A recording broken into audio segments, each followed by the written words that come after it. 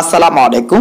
2024 শিক্ষাবর্ষে তোমরা যারা সপ্তম শ্রেণীতে আছো তোমাদের ষান্মাসিক সামষ্টিক মূল্যায়ন অর্থাৎ অর্ধবার্ষিক মূল্যায়নের নতুন রুটিন প্রকাশ করেছে।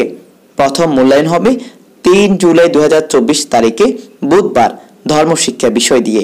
দ্বিতীয় মূল্যায়ন হবে 6 তারিখে শিল্প সংস্কৃতি বিষয়ের। তৃতীয় মূল্যায়ন হবে 10 তারিখ বাংলা বিষয়ের। বন্ধুরা 13 জুলাই 2024 খ্রিস্টাব্দে শনিবারে তোমাদের মূল্যায়ন হবে ইংরেজি বিষয়ের।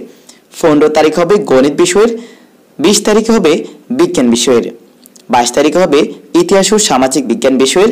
24 তারিখে হবে ডিজিটাল প্রযুক্তি বিষয়ের। 27 তারিখে হবে জীবন ও জীবিকা বিষয়ের।